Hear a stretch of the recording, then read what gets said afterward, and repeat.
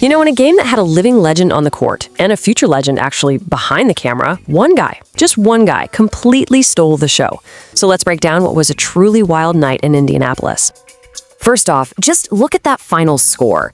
If you were looking for a defensive showdown, well, this wasn't it. This thing was an offensive explosion, an absolute track meet from the opening tip to the final buzzer. And this is the number that really tells the whole story of the night. 43. That was the incredible point total for the game's biggest star.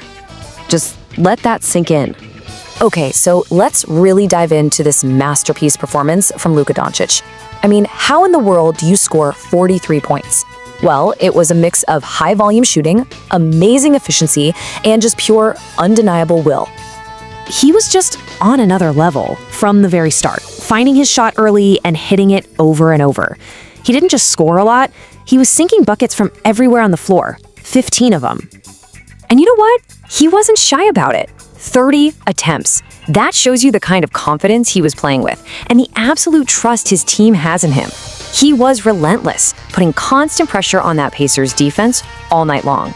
And on the rare occasion the Pacers could actually slow him down by fouling him, he just made them pay.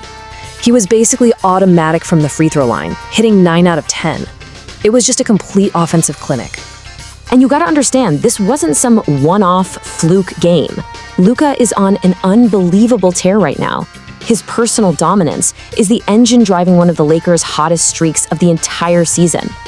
But hey, to put up 137 points on the board, it can't just be one guy. No way. While Luka was definitely the main event, his supporting cast came through with some seriously show-stopping performances of their own. Just take a look at how deep this Lakers attack really was. You got Austin Reaves chipping in with 25, LeBron doing his thing with 23, and then how about Jackson Hayes, a massive double-double, dropping 21 points and grabbing 10 rebounds. When you have that many guys contributing, you are a nightmare for any team to defend. Now, for a while there, this game looked like a complete blowout. Seriously, the Lakers were in total command. And then, everything changed. Things got wild because the Pacers, well, they just refused to give up. I mean, you have to see this to believe it. The Lakers were up by 29 points. 29. The game was over, right? Wrong. The Pacers came roaring back with so much heart, and they cut that massive lead all the way down to 7 with less than a minute left, and then to 6 with just 28 seconds on the clock. A game that had no right to be close suddenly became an absolute nail-biter. That comeback really showed you what this Pacers team is made of. Siakam put up 20, TJ McConnell was fantastic off the bench with 17, but the real story for Indiana, the guy you have to talk about is Andrew Nembhard.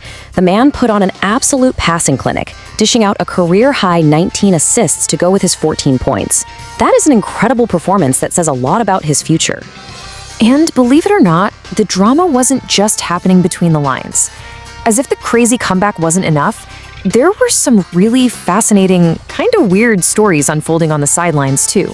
Yeah, this game was just full of these little odd details. First of all, you had the future face of the WNBA, Caitlin Clark, on the sideline, but not as a fan, as a credentialed photographer snapping photos. Then you've got the Lakers, already playing shorthanded, and Marcus Smart somehow manages to get a technical foul while sitting on the bench. And on a really great note for the Pacers, their superstar Tyrese Haliburton was back on the sidelines with the team for the first time in a month. So much happening. So let's zoom out. Beyond the incredible stats and that wild comeback attempt, what does this one game actually mean in the grand scheme of things?